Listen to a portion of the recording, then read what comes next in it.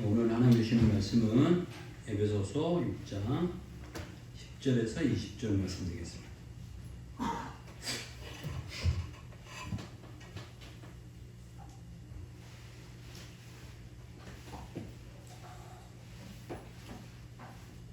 에베소서 6장 10절에서 20절 말씀입니다. 한 절씩 교독하겠습니다. 제가 먼저 하겠습니다. 끝으로 너희가 주 안에서와 그 힘의 능력으로 강건하여지고 마귀의 관계를 능히 대적하기 위하여 하나님의 전신갑주를 입으라. 우리의 시름은 혈과 육을 상대하는 것이 아니요 통치자들과 권세들과 이 어둠의 세상 주관자들과 하늘에 있는 악의 영들을 상대함이라. 그러므로 하나님의 전신갑주를 취하라. 이는 악한 날에 너희가 능히 대적하고 모든 일을 행함 위에 서기함이라. 그런즉 서서 진리로 너희 허리띠를 띠고 의의 호심경을 붙이고 평안의 복음이 중대한 것으로 신을 신고 모든 것 위에 믿음의 방패를 가지고 이로써 능히 악한 자의 모든 불화살을 소멸하고 구원의 투구와 성령의 검 곧 하나님의 말씀을 가지라. 모든 기도와 간구를 하되 항상 성령 안에서 기도하고 이를 위하여 깨어 구하기를 항상 힘쓰며 여러 성도를 위하여 구하라.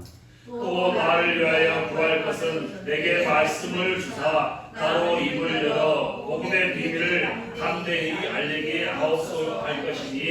네, 같이 하겠습니다. 이 일을 위하여 내가 쇠사슬에 매인 사실이 된 것은 나로 이 일에 당연히 할 말을 담대히 하게 하려 하십니다. 아멘.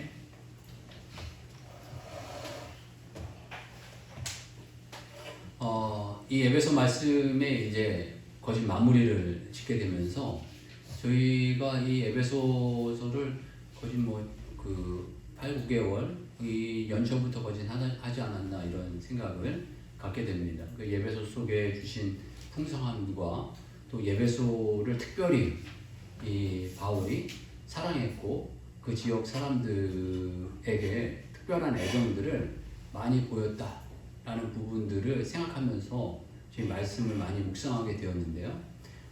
사람이 그렇지 않으면 좋겠지만 모든 사람들을 다 똑같이 이렇게 사랑하고 귀하게 여겼으면 좋겠지만 그 사람들의 그 특성이라는 게 있지 않습니까? 어떤 사람들은 사랑이 많은 사람이 있고 어떤 사람은 지혜가 많은 사람이 있고 어떤 사람들은 활동적이어서 열정이 많고 막 이런 어떤 사람들이 있는데 이 에베소 지역은 하여간 영적인 것에 대해 관심이 많은 그런 지역이었던 것으로 생각이 많이 됩니다. 그래서 나쁜 표현으로는 우상이 많이 있었고 그 다음에 우상 숭배하는 사람들도 많았고 우상을 만들어서 생계를 유지하는 그런 지역이었는데 특이하게 왜 굳이 이 바울 사도는 그런 지역을 사랑했고 그런 지역에 왜 자꾸 복음을 전하려고 했고 그런 마음을 가지셨는지 모르겠어요. 그냥 평범한 이런 지역도 많은데 어떤 부분에는 에베소를 굳이 꼭 가시려고 했고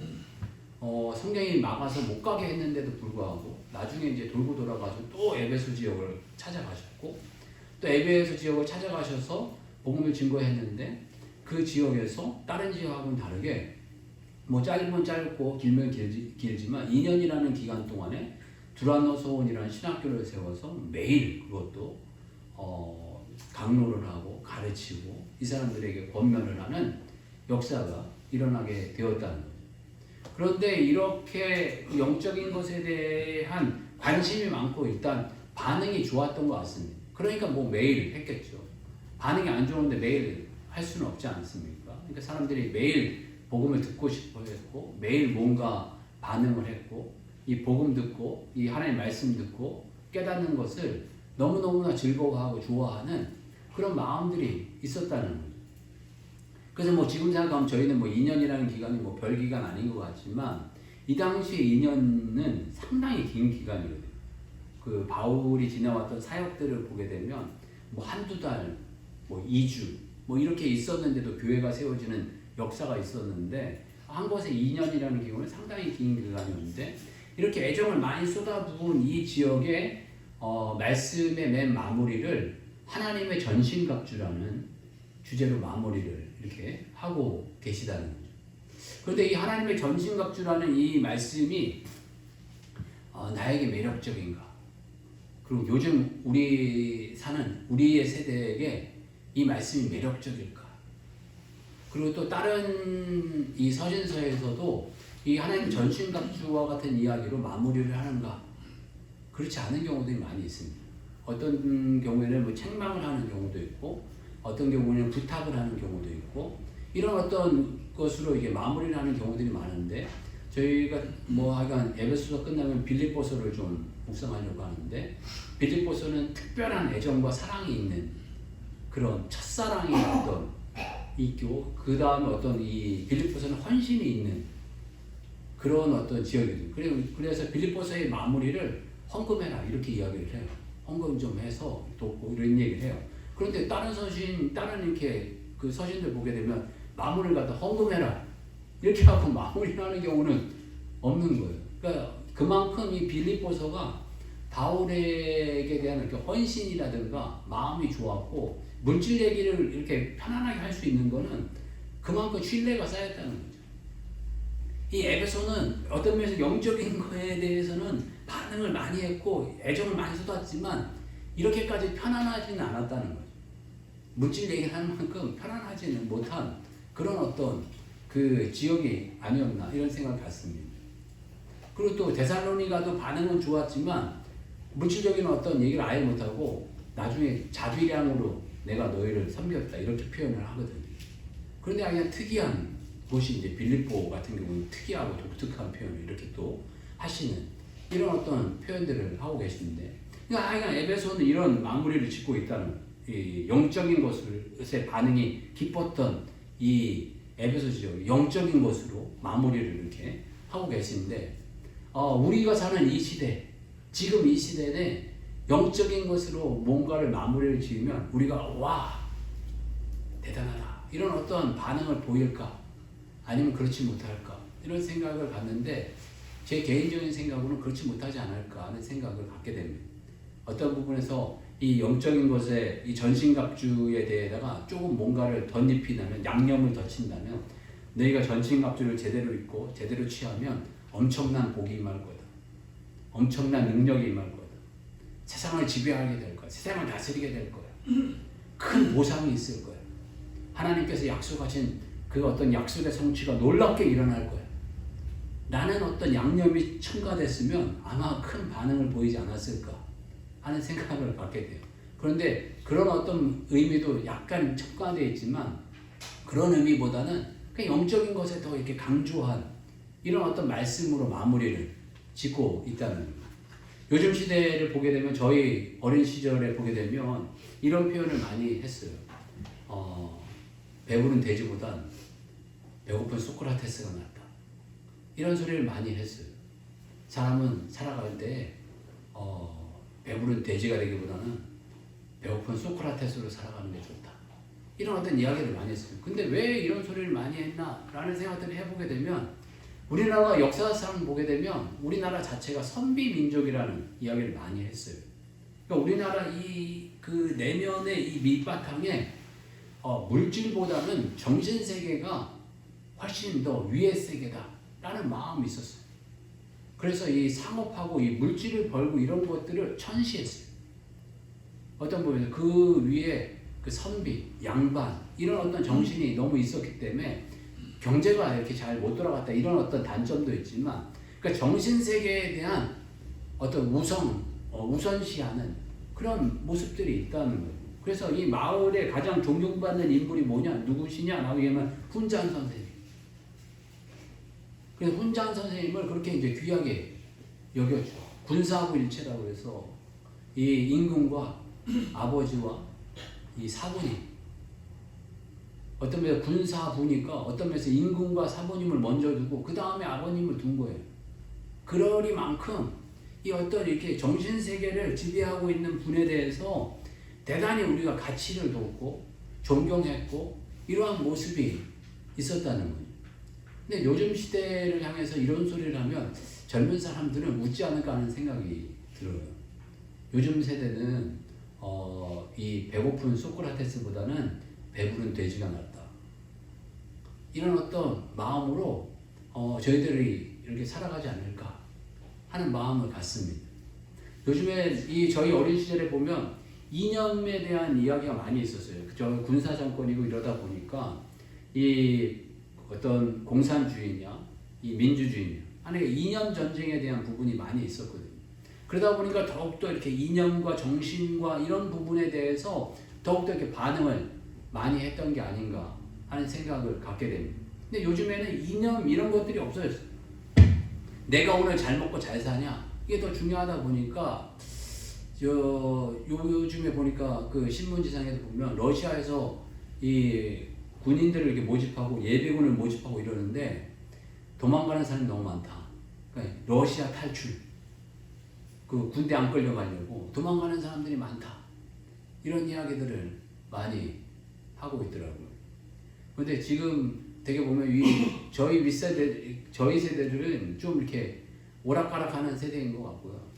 저희 이제 나이 많은 그 60대, 70대 된 어르신들, 그 어르신들하고 제가 이제 많이 교제를 하는데 아무래도 목사님들이다 보니까 60대 중후반 된 분들이 있는데 그분들의 지나가는 말로라도 많은 분들이 전쟁만 나면 자기는 나라를 위해서 이러겠다 이런 노인분들이 많아요.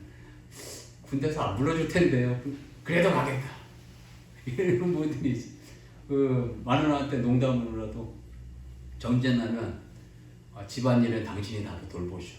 나는 나라를 위해 싸우겠어. 뭐 이렇게 이야기하는 분들이 있는데 그 당시에 그만큼 전쟁이라는 게 얼마나 무섭고 우리나라를 얼마나 피폐하게 하고 어렵게 한다는 거를 느끼니까 나라를 지켜야 된다는 이런 마음이 강력하게 있으신 것 같아요. 근데 요즘 젊은 세대에게는 나라보다는 내가 더 중요하다. 이런 마음이 더 강하지 않나 하는 생각을 갖게 됩니다. 그러면서 얼마 전 또 고 김정주라는 그 대표가 죽으면서 이 상속을 그 아내와 자녀들에게 해주게 되었다 이런 이야기를 하면서 나오게 됐는데 이 고 김정주 대표라는 사람이 이 게임 회사 넥슨이라는 이 게임 회사 이제 대표인데 뭐 젊은 아이들 뭐 카트라이더 뭐 이런 걸 만드신 분이에요. 그러다 보니까 이제 물질을 크게 벌었는데 얼마나 많이 벌었는지 우리나라 그 3대 부자다라는 이야기를 들어요. 그래서 뭐 1대 부자는 뭐 셀트리온이라고 만든 그 분이고 두 번째는 뭐 잘 아는 삼성의 이재용이라고 그러고 세 번째는 이분을 이야기하는데 그러니까 물질이 어마어마하게 많았죠. 그래서 뭐 아내에게 지분 반을 넘겨주고 나머지 지분 반은 이제 딸들 둘이 있어 딸 둘에게 넘겨줬는데 첫째 딸에게 뭐 3조 2천억 원, 둘째 딸에게 똑같이 3조 2천억 원을 넘겨주게 됐는데 이제 거기서 세금을 제하면 뭐 한 40% 50% 떨어지겠죠. 뭐 1조 8천억 원이나 뭐 하여간 뭐 이렇게 나오지 않을까 싶은데 그러니까 거기에서 이제 기사 가운데 세계에서 10대 가운데 가장 큰 부자가 우리나라에 나왔다 이제 이런 얘기를 하는 거예요. 그러니까 둘째 딸이 10대인데 18살 정도 됐는데 그 딸이 이렇게 큰 부자가 됐다라는 마음이. 그 한편으로는 와 부럽다 이런 마음이 아니라 제 지나가는 마음으로 이 딸이 행복할까? 이런 마음이 들더라고요. 이 딸이 정말 행복할까?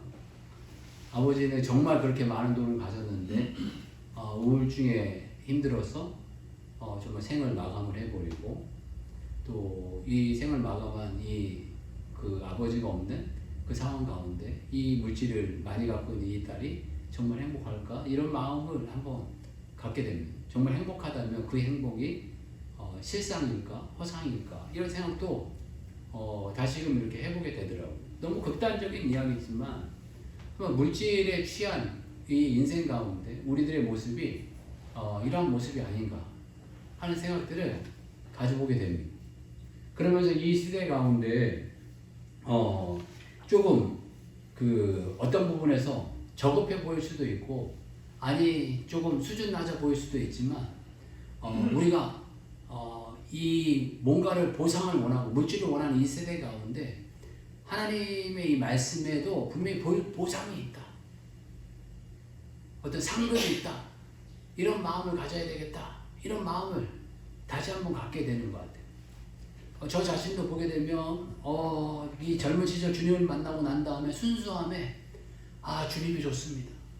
주님 만나는 게 좋고 주님 말씀 있는 게 좋고 기도하는 게 좋고 전도하는 게 좋고 그냥 그 자체가 좋은 거예요. 그 자체가 좋았습니다.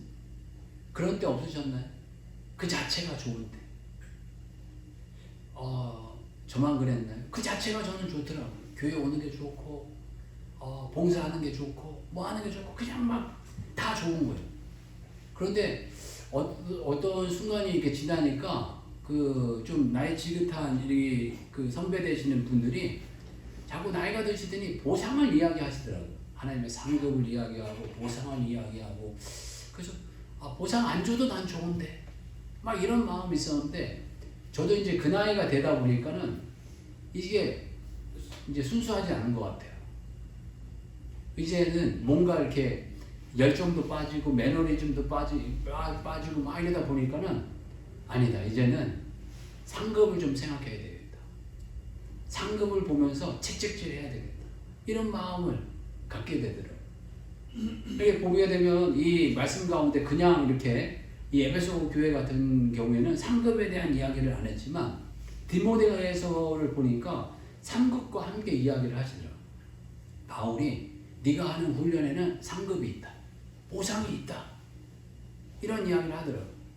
디모데가 보게 되면 사랑하는 아들이라고 할 만큼 극진히 아꼈던 사람이고 바울의 제1 후계자라고 할 만큼 대단히 이렇게 그 아낌과 사랑을 받았던 사람인데 그럼에도 불구하고 이 디모데의 특징은 연약함이 있었거든요. 연약하다는 건 마음도 연약하고 생각도 연약하고 뭔가 이렇게 확고하고 분명하고 이런 태도를 잘 못 갖췄던 것 같아요.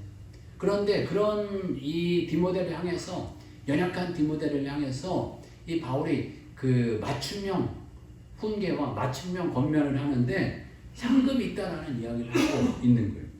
디모데전서 4장 8절 한번 볼까요?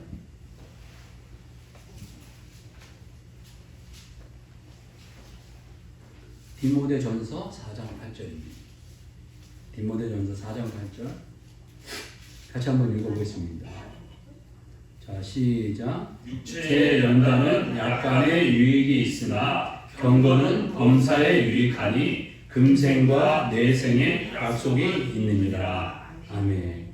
육체의 연단은 약간의 유익이 있다. 육체의 훈련을 하면 우리가 뭐 운동을 한다라든가 뭔가 이렇게 지혜를 쌓고 지식을 쌓고 이러면 우리들에게 유익을 주고 많은 것들을 허락해 주는 것 같지만 그건 약한 거다. 약간의 유익이 있다. 그러나 경건을 연습하고 어떤 신앙 훈련을 하고 영적으로 살려고 하고 뭔가 이런 일들을 행하면 이런 일들은 범사에 매 모든 하는 일들에 너희를 유익하게 하고 그 유익은 금생 우리가 살고 있는 이 세상뿐만 아니라 내생 영생에도 유익이 약속이 있다. 약속을 성취하게 된다. 라는 이런 말씀을 하고 계시고요. 디모데후서 2장 10절에서 13절 말씀입니다. 디모데후서 2장 10절에서 13절 말씀. 네, 이거 한 절씩 교독하겠습니다. 제가 먼저 하겠습니다. 그러므로 내가 택함 받은 자들을 위하여 모든 것을 참음은 그리스도 예수 안에 있는 구원을 영원한 영광과 함께 받게 하려 함이라. 이쁘다 이 말이여 우리가 주와 함께 죽었으면 또한 함께 살 것이요 참으면 또한 함께 왕노릇할 것이요 우리가 주를 부인하면 주도 우리를 부인할 것이라. 우리는 미움도 없을지라도 주는 항상 미쁘시니 자기를 부인하실 수 없으시리라. 아멘. 본인이 지금 택함 받은 자들을 위해서 모든 것을 참으면 그냥 아무 의미 없이 참는 게 아니고 예수 안에 있는 구원을 영원한 영광과 함께 받게 하려 함이라 라고 표현하고 있습니다. 예수 안에 있는 구원을 그냥 받는 것이 아니라 영원한 영광과 함께 받는다 라는 이런 표현을 하고 계시고 또 미쁘다 이 말이 우리가 주와 함께 죽었으면 또한 함께 살 것이다 라고 표현하고 있고 참으면 또한 함께 왕노릇 할 것이요 라고 이렇게 표현하고 계십니다. 부인하면 또 부인을 당하고 주님은 우리는 미쁨이 없을지라도 주는 항상 미쁘시니 미쁨이라는 단어는 신실하다, 믿을 만하다, 신뢰할 만하다 이런 어떤 단어이거든요. 우리는 신뢰할 만한 것이 없지만 주는 신뢰할 만하신 분이다. 믿을 만한 분이시다. 그리고 이런 믿을 만한 분이신데 자기를 거부하고 자기를 부인하고 신실하지 않은 모습을 드러내시지 못할 분이 아니다. 라는 것을 말씀해 주고 계십니다. 그러면서 우리들에게 이제는 전신갑주를 입어야 될 이유들에 대해서 이렇게 말씀해 주고 계시는데, 이 전신갑주에 대해서 입어야 될 이유들을 보게 되면 주 안에서 그 힘의 능력으로 강건하여지고 라고 이렇게 표현하고 있습니다. 그러니까 전신갑주를 입어야 될 이유는 그 힘의 능력으로 우리가 강건하여진다는 거예요. 그리고 마귀의 계계를 능히 대적하기 위해서, 또 마귀의 계계를 능히 대적하기 위해서 입어야 된다 라고 표현하고 계시고, 또 우리의 씨름은 혈과 육을 상대하는 것이 아니요 통치자들과 권세들과 이 어둠의 세상 주관자들과 하늘에 있는 악의 영들을 상대합니다 표현하고 있습니다. 그러니까 이 영적인 싸움이기 때문에 우리가 전신갑주를 입어야 된다 라고 표현하고 있고, 또 마지막으로는 악한 날에 너희가 능히 대적하고 모든 일을 행하는 후에 서기 위함이라.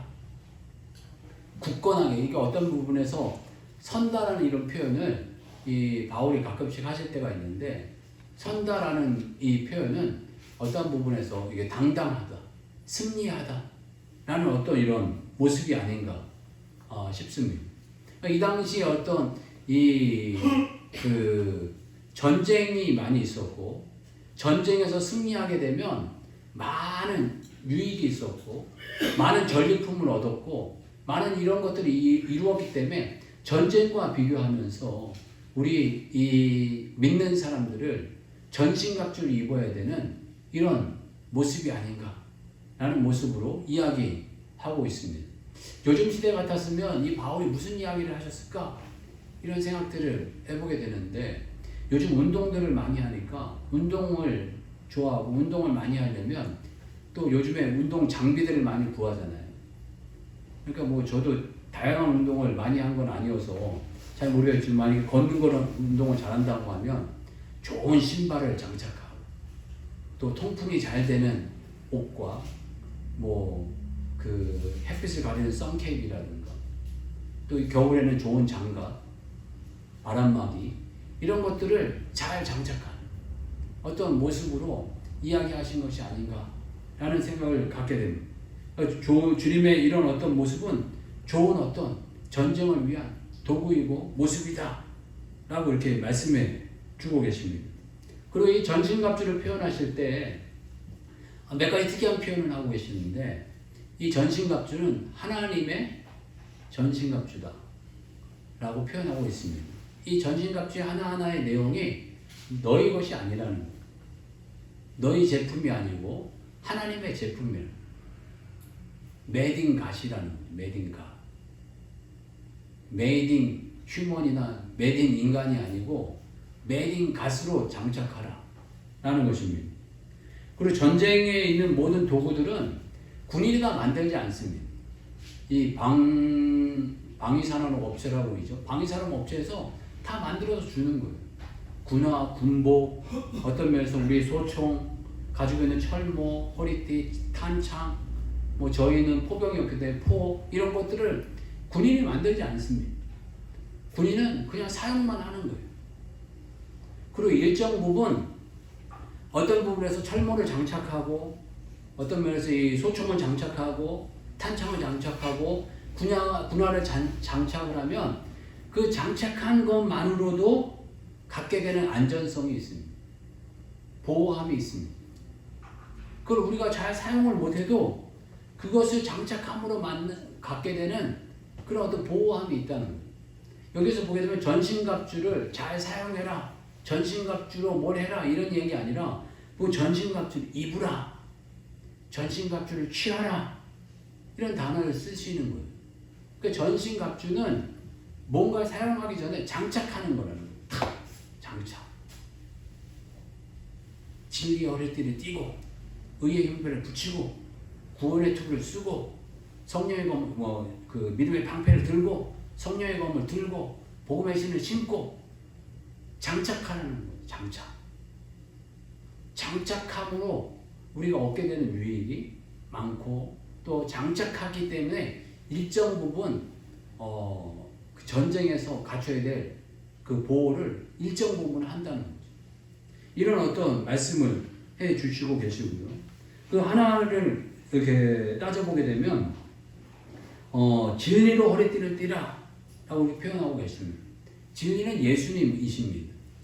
그리고 허리띠는 힘의 근원입니다.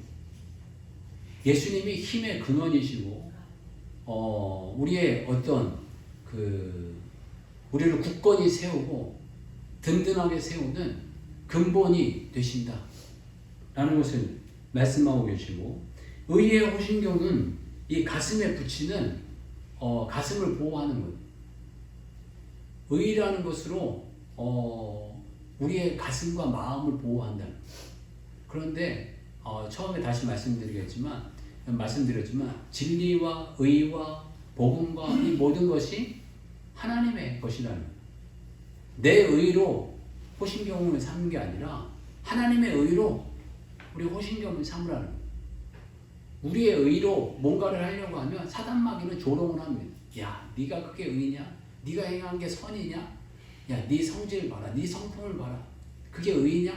라는 공격을 해서 우리의 마음을 상하게 하지만, 우리는 주님 앞에 설 수 있는 의의가 없지만 예수 그리스도의 의로, 예수 그리스도의 십자가의 보혈과 그 부활의 능력으로, 그 부활의 사랑으로 우리가 주님 앞에 설 수 있는 거예요. 아멘. 그러니까 우리가 우리의 마음을 상할 이유가 없다는 거예요. 우리의 마음을 보호하신다 표현하고 계시고, 평안의 복음이 준비한 것으로 신을 신고 라고 표현하고 있습니다. 왜 복음이 신일까? 이런 생각을 해보게 됩니다. 신은 움직이는 거고, 신은 활동하는 거고, 이런 어떤 의미가 있는데 왜 복음을 신이라고 표현했을까? 이런 생각을 가져보게 됐는데, 예수님의 이 복음, 예수님이 형성하신 이 복음이 얼마나 이렇게 능력이 있었나, 이런 생각들을 다시 한번 해보게 되었습니다. 저도 이제 가끔씩 계속 기도하고 있는 것 가운데 하나가, 이제 저희 교회도 10여 년이 됐고 이제 그랬으니까 몇몇 분들 같이 조금 기도하면서 시간을 내서 성지순례 같이 갔으면 좋겠다, 이런 마음을 갖고 있고 기도하고 있습니다. 아멘. 근데 이스라엘이 크지 않대요. 보니까 갔다 오신 분들 얘기하면 경상남북도, 강원도 정도 되는 작은 땅이라고 해요. 근데 예수님 태어나셔가지고 2000여 년 전에 그 경상남북도 같은 이 작은 땅에, 그리고 뭐 기름진 땅도 아니고 척박한 이 땅에 태어나셔서 그 갈릴리와 이 유대 지역을, 이스라엘 지역을 벗어나신 적도 없어요. 그리고 예수님께서 사신 그 생애는 뭐 공생애 3년이에요. 3년 뭐 길다라고 표현하실 수도 있지만 3년 그거 금방 가지 않습니까? 아무것도 아닌 시간이에요. 그리고 12제자 세우셨습니다. 12제자 어떻게 보면은 뭐 훌륭하시게 볼 수도 있지만, 이게 넓게 평가해 보면 아무것도 아닌 사람들이에요. 어부 출신이었고 똑똑하지도 않고 능력도 없고 가진 것도 없는 평범하고 어떤 부분에서 평범하지도 못한 그런 사람들이에요. 그리고 예수님 때문에 많은 사람들이 왔다 갔다 하고 뭐 많은 사람들이 뭐 예수님께 영향을 받기도 하고 그랬지만, 예수님 죽으시다 다 도망갔어요. 그 부활하시고 난 다음에 겨우 추스리고 모인 사람이 뭐 많다고 표현할 수도 있지만 120명 모여가지고 그 하나님께 성령 받기는 마가다라 방에 구한 거 아니겠습니까? 그리고 나중에 부활하셔가지고 최대 만난 인원이 500명이었다라고 표현하고 있어요. 나머지 사람들은 다 흩어진 거예요. 결국엔 알짜배기로 남은 사람은 몇 명 안 남은 거예요. 12제자와 한 120명 정도만 알짜배기로 남고, 나머지 사람들은 다 그냥 뭐 허상인 사람들.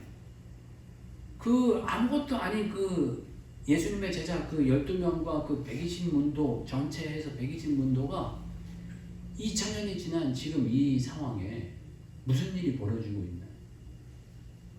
정말 이 세계를 뒤집어 엎었고, 이 세계 속에 계속적으로 복음이 증거되고 있고, 예수님이 하신 일은 책 한 권 남기신 거 없고, 건물 하나 지은 거 없고, 아무것도 없음에도 불구하고 정말 2000년이라는 이 기간 동안에 수많은 사람들의 복음이 증거되고 있고 지금도 복음이 증거되고 있는 이 역사가 복음의 신이 아닌가. 바로 이 복음의 신의 모습을 우리들이 나타내고 있다라는 생각을 갖습니다. 복음의 신이 됨이 저의 삶 가운데서도 여러분의 삶에서도 여러분의 가정에서도 저희 교회에서도 더 이렇게 잘 드러나는 모습이 되기를 간절히 바라야 되겠다라는 마음을 갖습니다. 그리고 또 믿음은 방패다 라는 이야기를 하십니다. 믿음은 정말 방패입니다. 사단은 끊임없이 우리를 공격할 때가 있습니다. 우리는 우리의 마음속에 은혜 충만하면 나는 하나님의 자녀야. 하나님의 기업을 이룰 거야. 하나님의 영광을 얻을 거야. 하나님의 은혜를 누릴 거야. 라고 이야기하지만 늘 속삭일 때가 있어요. 네 생각에 네 삶을 봐라. 네 모습을 봐라. 네가 무슨 놈 하나님의 자녀냐. 네가 무슨 하나님의 은혜를 받은 자냐. 하나님의 영광을 받았냐. 어떤 부분에서 광야에서 40일 금식하고 난 이 배고픈 굶주린 이 예수님께 네가 하나님의 아들이거든. 당연히 하나님의 아들인데 사단은 그렇게 공격하지 않습니다. 네가 하나님의 아들이거든. 이 돌들이 떡덩이가 되게 하라 라고 이야기하지 않습니까? 정말 우리에게 허락해 주신 약속의 말씀으로 이 모든 것들을 이겨내야 되고 방어를 해야 될 줄 믿습니다. 하나님 분명히 우리의 아버지시고 우리를 귀하게 여기시고 역사하신다는 것을 신뢰하며 나아가는 주의 종들 되시길 주님 축복합니다. 아멘. 이럴 때마다 무슨 말씀으로 이겨내면 좋을까 이런 생각을 하다가 요한복음 14장 12절에 14절 말씀 생각해 보게 되었습니다. 참으로 저에게 처음 하나님께서 주신 약속의 말씀이었는데요. 한번 찾아보실래요? 요한복음 14장 12절에 14절 말씀입니다.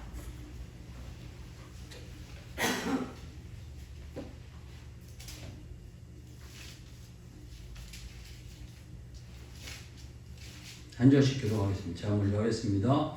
내가 진실로 진실로 너희에게 이르노니 나를 믿는 자는 내가 하는 일을 그도 할 것이요 또한 그보다 큰 일도 하리니 이는 내가 아버지께로 감이라.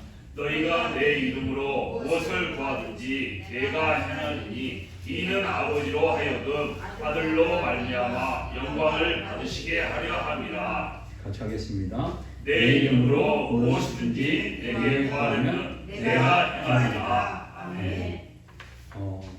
이런 약속의 말씀을 가지고 믿음으로 이런 어떤 공격들을 우리의 방어해내고 또 구원의 투구다 라고 표현하고 있습니다. 우리의 구원은 머리를 보호하고 생각을 보호하고 우리의 사상을 보호하는 구원이 바로 우리의 투구다 라고 표현하고 계시고 또 마지막으로는 그 공격의 도구로 하나님의 말씀, 성령의 검, 곧 하나님의 말씀 이렇게 말씀하고 계십니다. 말씀이 공격의 도구라는 것. 어떤 면에서 이 사단을 공격하고 사단을 무찌르는 도구다 라는 것을 말씀에 주고 계십니다. 창세기 26장 12절에 14절 말씀 보면서 요 근래 참 많이 은혜를 받았는데 이 말씀 제가 그냥 읽어드리면 이삭이 그 땅에서 농사하여 그의 100배나 얻었고 여호와께서 복을 주심으로 그 사람이 창대하고 왕성하여 마침내 거부가 되어 양과 소가 때를 이루고 종이 심이 많으므로 브레셋 사람이 그를 시기하여. 그러니까 이삭이 어느 시기와 때가 되니까 하나님께서 그 해에는 100배를 거두게 하셨다는 거예요. 자기가 심은 것을 갖다가 100배를 거두게 하시는 거예요. 그러니까 여호와께서 복을 주심으로 그 사람이 창대해서 왕성해서 그냥 부자가 아니라 거부가 되게 하셨다 라고 표현하는데 그 거부가 되게 하셨다는 그 단어 앞에 마침내라는 단어를 쓰셨더라고요. 그 마침내라는 이 단어는 한국적으로 보면 드디어 마지막에는 이런 어떤 의미가 있습니다. 하나님께서는 하나님이 주시는 약속하시는 그 때가 있습니다. 인생의 그 속도와 인생의 다 때가 있습니다. 그 때가 이르게 되면 마침내 드디어 마지막에는 주님께서 뭔가 이루어가게 하신다는 거예요. 저희 삶에서 이런 어떤 풍성함이 이루어져 가고 또 풍성함을 드러내는 그런 종들이 되어주시기를 주의 이름으로 축복합니다. 아멘. 그래서 저희들 전신갑주 있는 것만으로도 우리가 감격하고 감사하고 좋지만 요즘 시대 그리고 저희들의 수준이 전신갑주 있는 것만으로는 만족하고 좋아하고 감사하지 않는 것 같아요. 전신갑주를 입으로 말미암아서 굳건하게 서서 정말 하나님의 약속의 말씀을 이루고 또 하나님의 축복을 이루고 은혜를 이루고 또 능력을 이루어가고 이 세상 속에서 하나님의 자녀된 모습을 잘 드러내고 하나님의 영광을 드러내는 주의 성도의 삶이 되시길 주의 이름 축복합니다. 같이 한번 기도해서 저희들 하나님 전신갑주를 잘 이루어가고 드러내서 하나님의 영광을 드러내고 하나님의 축복을 드러내고 은혜를 드러내는 인생이 되게 해달라고 같이 한번 기도하겠습니다. 주여 하나님 님이라고 우리 서로 인생 주님 안에서